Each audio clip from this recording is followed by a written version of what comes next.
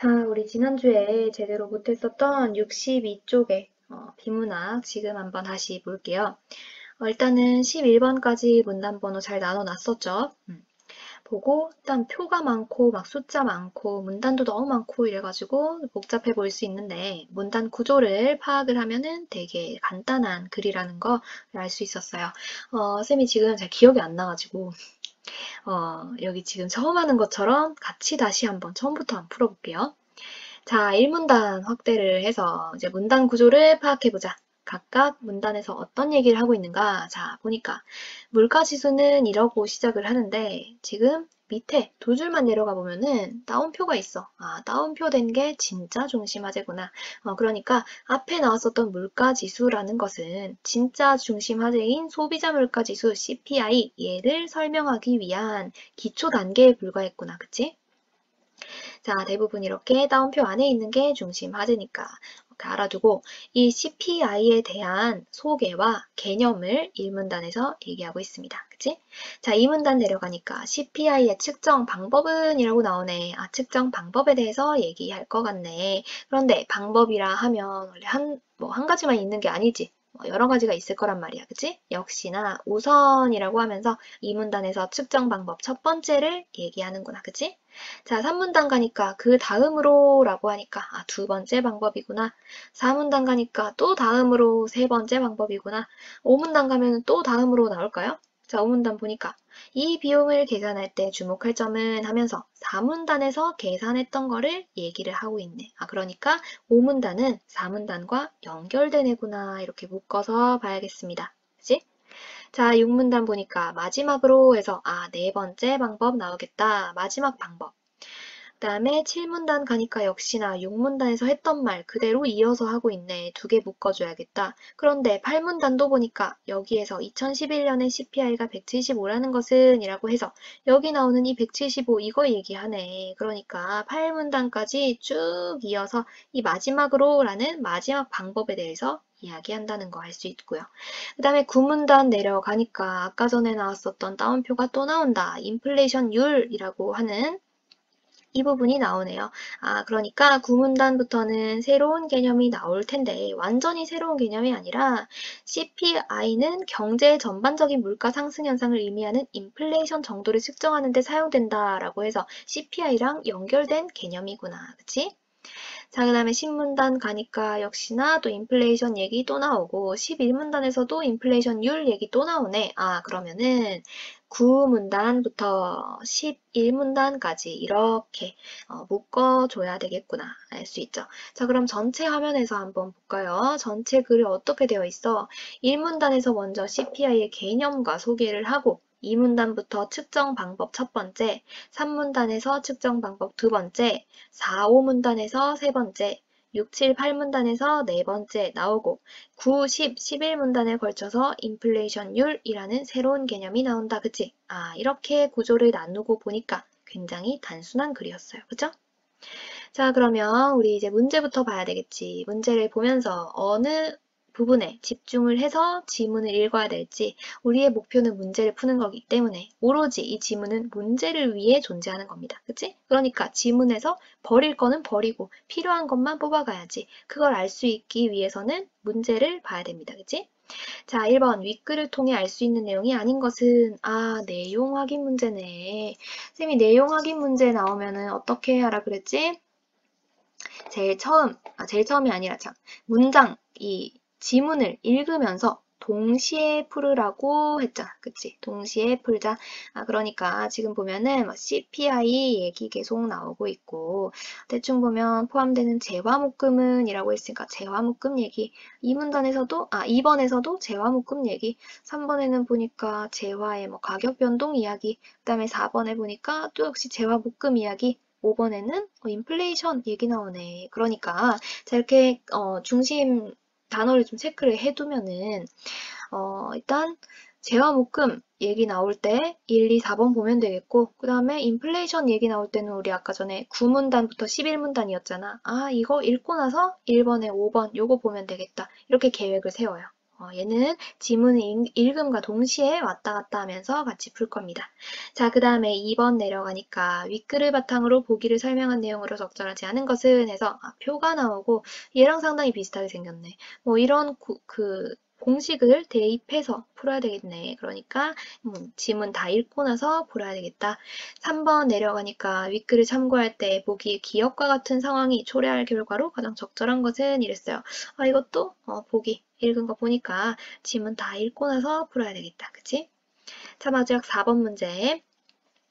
A2의 사전적 의미 있음 이런 거 어떡하라 그랬어? 제일 먼저 풀으라 그랬지. 그래서 얘는 지문 읽기 전에 풀어도 충분히 풀리는 문제이므로 금방 풀 수 있어요. 그치? 이거 쌤이 같이 기억상 같이 풀어봤던 걸로 기억이 나는데 요거는 그냥 패스해도 되겠죠? 어쨌든 얘는 제일 먼저 풀으라. 그래서 답이 2번이었네. 2번. 얘는 판별.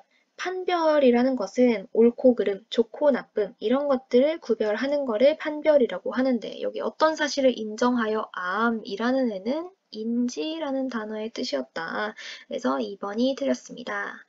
자, 그렇다면은 1번으로 다시 올라가서 이제 제대로 한번 볼게요.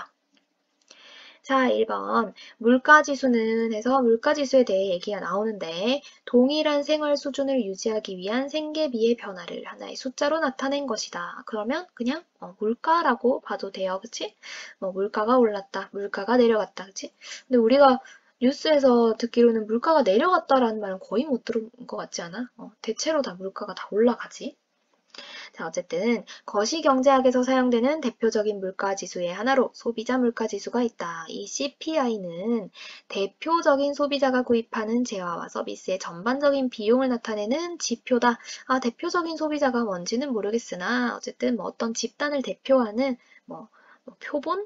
이런 소비자라고 생각을 하고 그 다음에 이 사람이 구입하는 재화와 서비스의 전반적 비용이 바로 CPI구나. 자, 시간 경과에 따른 생계비의 변동을 나타내는 데 쓰인다. 생계비란 건 생활비인데 이런 것들을 나타내는 데 얘가 쓰이는구나. 자, 그 다음 부분 잘 봐둬야 돼요. 여기 CPI가 상승하면 평균적인 가계가 전과 같은 생활 수준을 유지하는 데 쓰는 비용이 증가한다. 이렇게 되어 있다. 자, 이게 무슨 말이냐. 자, 이런 식으로 수식이 나올 때면 잘 정리를 해둬야 돼요. 왜냐면 뭐가 상승하면 뭐가 감소한다. 뭐 상승하면 가치 증가한다. 이런 부분 있지? 자, 이런 부분들은 선택지로 내기 엄청 좋거든. 그래서 이런 부분은 무조건 나온다고 보면 돼. 그래서 CPI가 상승하면 뭐가 증가한대? 생계비, 생활비, 얘도 같이 증가한다. 그러니까 둘의 관계는 어때요? 비례하는구나. 자, 이거 정리를 해놓고 지나갑시다. 자, 그 다음에 1문단 다 읽어봤으면은 우리 1번 문제 가서 확인을 해봐야 되겠네. 자, 1번 문제에서 1, 2번은 일단 아니겠다. 그치? 우리 아직 재화묶임이란 말 안 나왔잖아. 얘는 넘어가고 3번 CPI는 어떤 재화의 가격 변동에 따라 수요량이 변화한다. 이거 아직 안 나왔네. 패스. 4번 재화묶음 안 나왔고 5번 인플레이션 안 나왔다. 그러면 1번 문제에서 1문단에서 뽑을 거는 없구나. 그냥 넘어갑시다. 자, 2문단 내려가니까 드디어 측정 방법 첫 번째 나옵니다. 자, 우선 조사를 해서 대표적인 소비자, 아까 나왔던 이 대표적인 소비자네? 이 소비자가 어떤 물건의 가격을 가장 중요하게 여기는지 판별해서 다음 물가지수에 포함되는 품목, 즉 재화묶음을 결정한다. 재화묶음이라는 얘기가 여기서 먼저 나오네. 그렇다면 1번 문제에서 1, 2, 4번 있다가 보면 되겠네. 그치?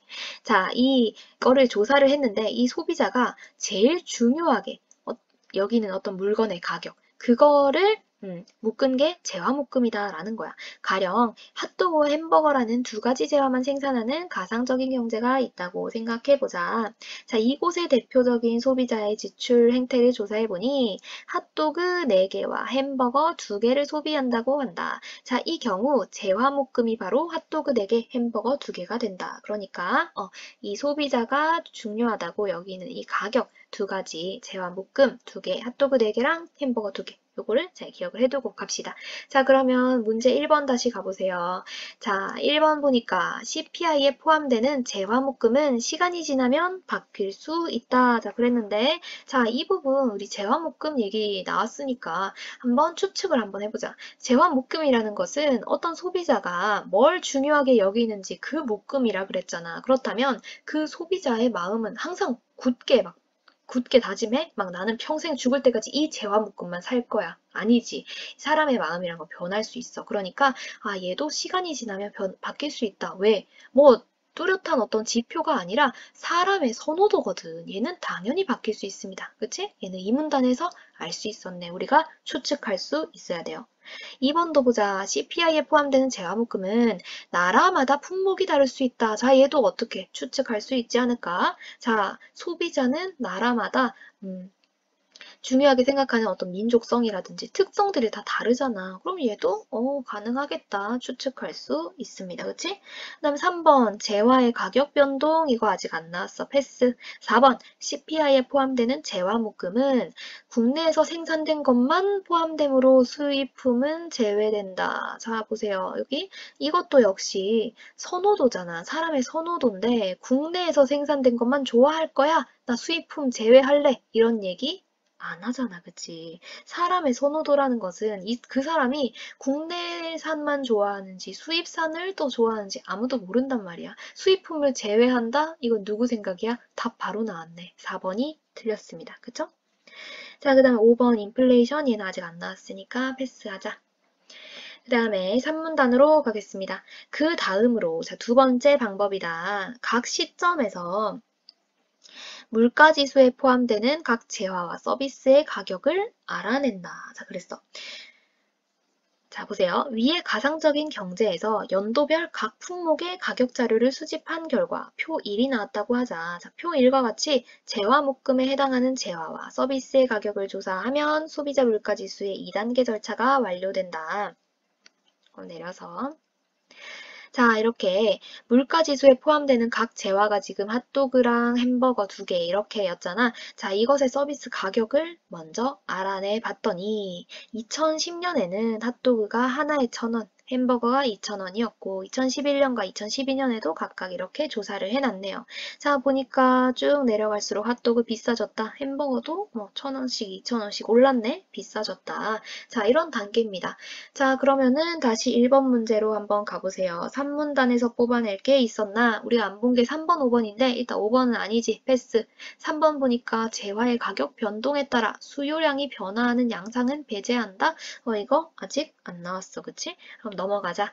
자, 그 다음에 4문단, 5문단 걸쳐서 이제 세 번째 방법이 나오는데 다음으로 가격 자료를 이용하여 각 시점에서 정해진 재화묶음을 구입한 데 소요되는 비용을 계산한다. 자, 보니까 이 가격 자료, 표 1번의 가격 자료를 이용을 해서 각 시점에서 정해진 재화묶음, 아까 전에 얘는 이제 재화 1개씩의 가격이었는데 아까 왜 핫도그 4개랑 햄버거 2개 이렇게 먹는다 그랬잖아. 그러니까 요거를 계산을 하는 거예요. 자, 굉장히 쉬워. 보자. 2010년에 핫도그 1개당 1,000원이고 이것을 4개 사 먹는다 그랬지? 그 다음에 햄버거 1개당 2,000원인데 2개 사 먹는다 했으니까 4,000원 더하기 4,000원 하면 8,000원이 나오네. 2011년도 이래. 1개당 2,000원인데 4개 먹고 1개당 3,000원인데 2개 먹어서 총 합하면 14,000원. 2012년도 이런 식으로 해서 2만원. 자, 이렇게 나오네. 굉장히 쉬운 수식이죠. 자, 5문단. 이 비용을 계산할 때 주목할 점은 물건의 가격만 변한다.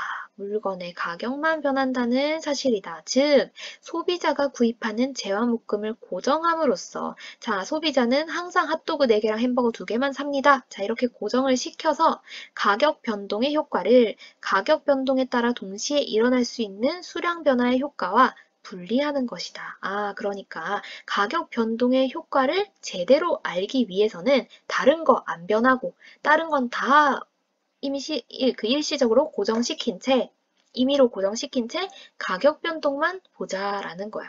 자, 그렇다면 5문단까지 읽었으니까 다시 올라가서 보자. 자, 우리 안 봤던 3번 문제. CPI는 어떤 재화의 가격 변동에 따라 수요량이 변하는 양상은 배제한다? 방금 얘기한 거네. 그치? 가격 변동만 여기 염두에 둘 뿐 수요량의 변화. 그러니까 그 사람이 햄버거를 뭐 갑자기 4개씩 사 먹는 걸로 올렸다. 이런 수요량의 변화는 배제했잖아. 그치? 그래서 수요량은 가만히 묶어둔 채 가격 변동만 신경 썼구나. 아, 3번도 맞는 말이다. 그치? 자, 그러면 이따가 5번 인플레이션 나왔을 때 맞는지 그것만 확인하면 1번 문제는 완료다. 그치? 자, 그 다음에 6번 문단으로 내려가서 마지막 네 번째 방법을 봅시다.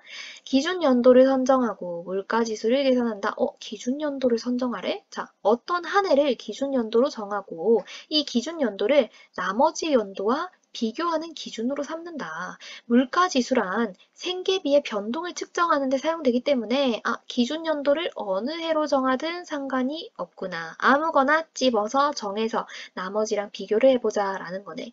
기준 연도에 해당하는 시점과 당해 연도 시점에 재화묶음 가격의 비율을 구하면 동일한 생활 수준을 유지하기 위한 생계비의 변화를 측정할 수 있다. 자, 공식화하면 이와 같다 했는데, 자, 여기 보니까 소비자 물가지수는 분수예요, 분수. 자, 분모는 어때? 기준 시점의 비용, 그다음에 분자는 당해 시점의 비용 해서 곱하기 100을 해주라 라는 거네요. 자, 7문단 내려가 보니까 위의 가상경제에서 기준 연도를 2010년으로 정했대. 정하고 각 연도의 CPI를 계산하면 다음과 같다. 자, 기준 연도를 얘로 정했더니 얘를 한번 계산을 해보자. 자, 기준 시점에 얘랑 같이 요 위에 있는 표랑 같이 비교해 봐야 되겠네. 4문단의 표랑. 자, 기준 시점이 이제 2010년이지. 이때 재화묶음 구입 비용을 보니까 8,000원이란 말이야. 그러니까 8,000원 분의 당해 시점의 재화묶음 구입 비용. 당해도 얘가 2010년에 당해는 2010년이지 뭐 역시나 8,000원. 그래서 8,000원 분의 8,000원 곱하기 100을 하니까 결국 100이 나왔네. 이때 CPI는. 그치? 자, 기준이니까 역시 당연히 100이 나와야죠. 그 다음에 2011년을 비교를 했더니 자, 2011년에 계산해보자. 우선 기준 시점의 재화 비용, 기준 시점의 구입 비용, 기준 시점은 2010년이기 때문에 이때 비용이 8,000원이다. 자, 요거 분해 당해 시점의 비용 얼마야? 14,000원이네. 14,000원 분자로 갔다. 계산을 곱하기 100 해서 해보면은 175가 나오고요. 2012년도 8,000원 분의 2만원 곱하기 100 하니까 250 이렇게 나왔다. 자, 그 다음 8문단. 여기에서 2011년에 CPI가 175라는 것은 정해진 재화묶음을 구입하는 데 드는 2011년의 비용이 기준연도에 175다. 그러니까 기준연도 2010년에 비해서 175%다. 자, 달리 표현하면 기준연도에 재화묶음을 구입하는데 100만 원이 소요되었다면 2011년에는 같은 묶음을 구입하려면 175만 원이 든다라는 뜻이다. 그러니까 이 100에 175%다 하는 말은 뭐 이런 뜻이다. 어쨌든 100을 기준으로 잡아서 이렇게 비교를 해보니까 이런 게 나왔군요. 그죠? 자, 그 다음에 구문단으로 내려가자. 자, 이번에는 인플레이션율이라는 새로운 개념이 나오는데, 자, CPI는 경제의 전반적인 물가 상승 현상을 의미하는, 자, 인플레이션이라는 게 뭐냐면 경제의 전반적인 물가 상승 현상을 의미한다. 우리 인플레이션 현상 다들 알죠? 이것을 측정할 때 사용되는 게 CPI인데 인플레이션율은 물가지수의 연간 변화율에 의해서 계산된대. 자, 물가지수의 연간 변화율. 주로 CPI를 가지고 측정한다. 즉, 첫 해와 그 이듬해 사이의 인플레이션율은 다음 공식을 이용하여 계산할 수 있다. 신문단에서 공식이 나오겠다. 자, 인플레이션율을 계산을 할 때는 첫 해의 물가지수 분해 이듬해의 물가지수 빼기 첫 해의 물가지수 곱하기 100을 하라. 복잡하네. 자, 어쨌든 이거 이따가 계산을 할 때는 대입을 해서 해보면 간단하겠지.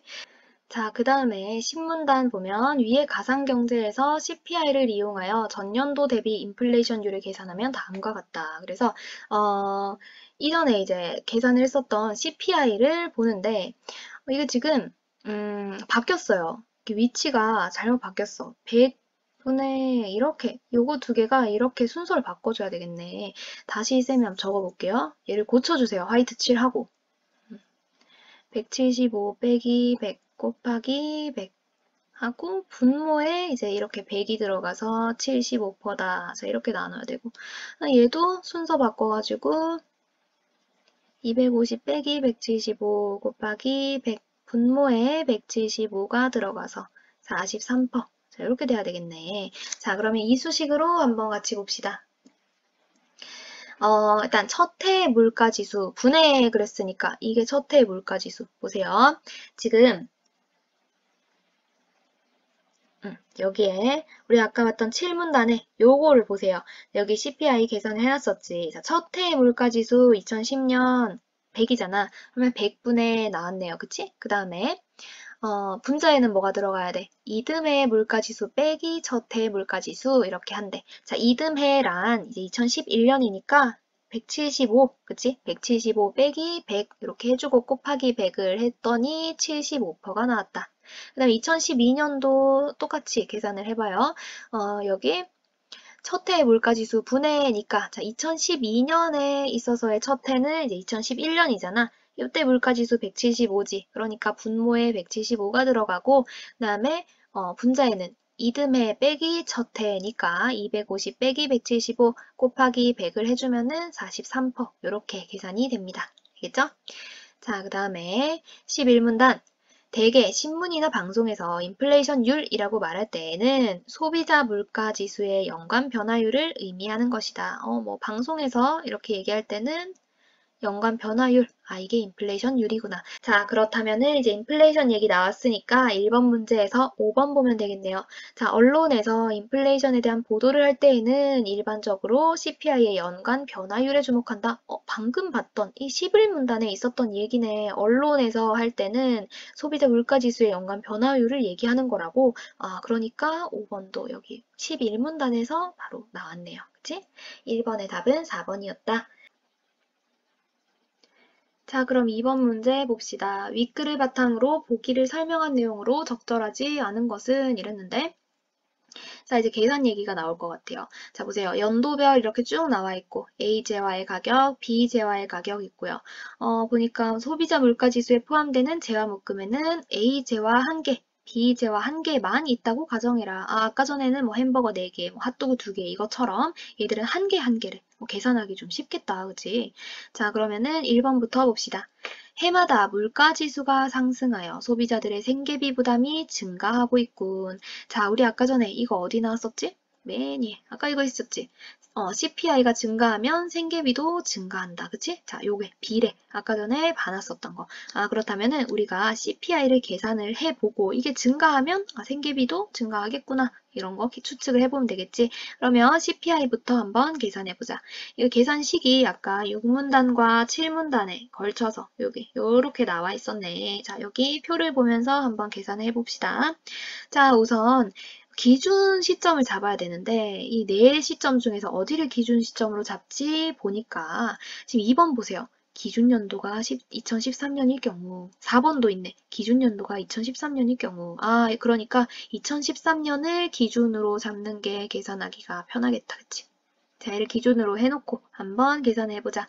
자, 얘는 어떻게 계산하래? 기준 시점의 비용 분의 당해 시점 비용 곱하기 100을 하라 했었지. 자, 기준 시점의 비용 두 개를 더하니까 지금 2,000원이잖아. 그러면 2,000원 분의 2,000원 곱하기 100을 해보세요. 그럼 얼마예요?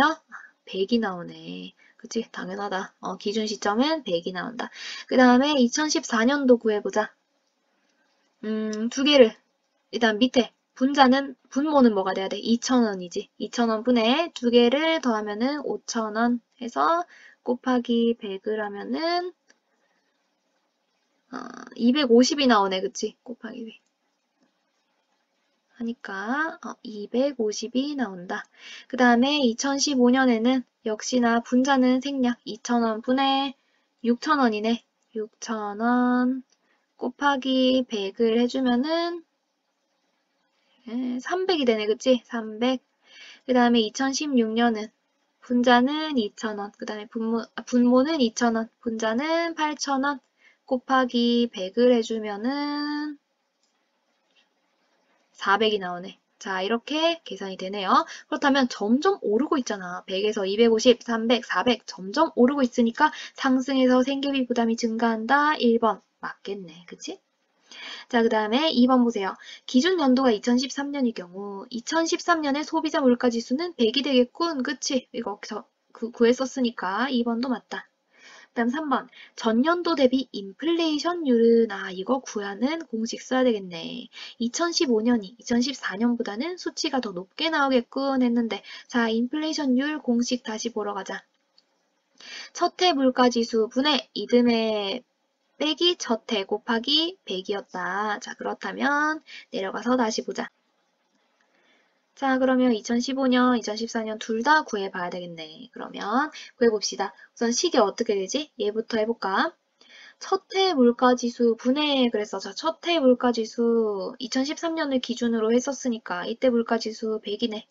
요거 분해 이듬해 빼기 첫해 물가지수 그랬어. 자, 이듬해라면은 250이네. 250 빼기 첫해 100하고 곱하기 100을 해주니까 계산을 하면은 150이 나오네. 그치? 어머.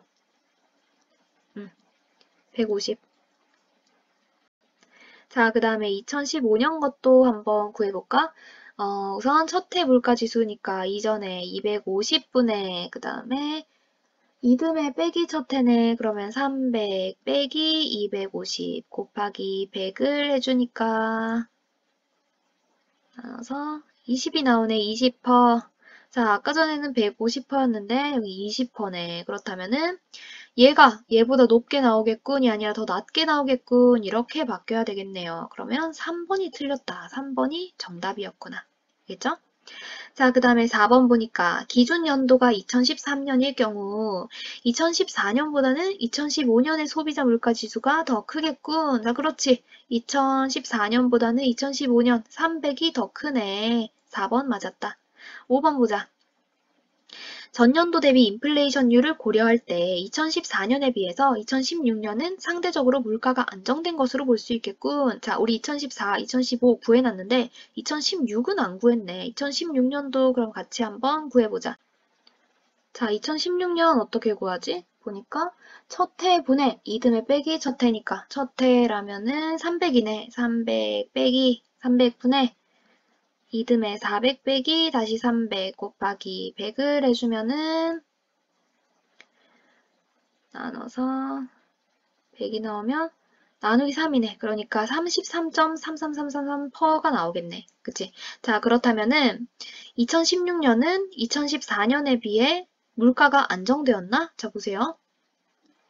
2016년이 이거고 2014년이 이거니까 여기서 이만큼 이렇게 바뀌었지. 점점 수치가 낮아졌네, 지수가. 그렇다면은 인플레이션율이라는 거는 소비자 물가 지수의 변동이라 그랬잖아. 그렇다면 그 변동이 줄어들수록 숫자가 적을수록 더 물가가 안정된 거라고 볼 수 있겠네요. 그러면 5번도 맞는 말이구나. 그래서 답은 3번이었습니다. 자, 그 다음에 3번 문제로 내려가 보자.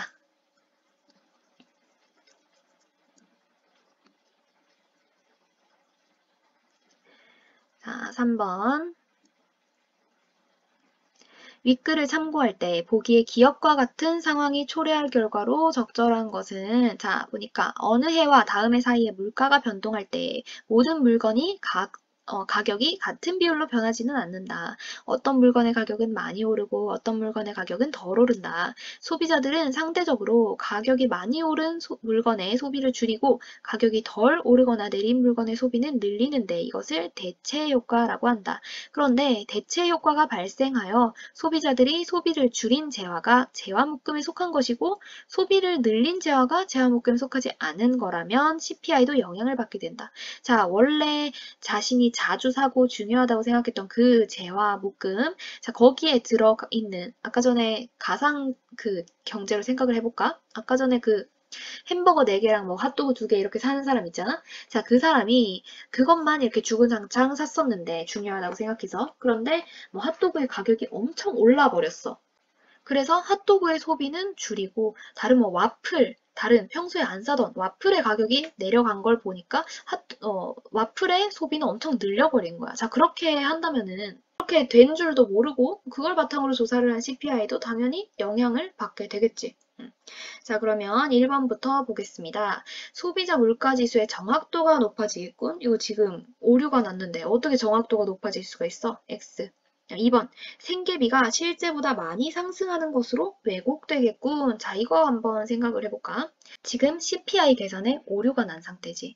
실제로 소비자들이 구매하지 않는 그런 제품으로 지금 실제로 구매한다고 생각을 하고 CPI를 계산을 한 거잖아. 그렇다면은 실제보다 부풀려지게 마련이란 말이야. 우리 아까 전에 뭐라 그랬어? 여기서 보면은 CPI가 상승해서 부풀려지면은 생계비도 같이 올라간다 라고 측정이 된다 그랬어. 두 개가 비례 관계를 띈다 그랬었잖아. 그러니까 얘를 보세요. CPI가 부풀려져서 잘못 계산이 되면 생계비가 실제보다 많이 상승하는 것으로 왜곡되겠군?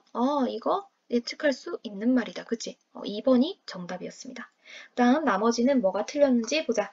3번 소비자가 소비를 늘린 상품이 재화목금으로 결정되겠군. 자 보세요. 자 재화목금이라는 거는 이미 결정이 된 거야. 이미 아까 전에 첫 단계에서 조사 후 판정에서 고정된 거잖아. 그래서 3번도 아니다.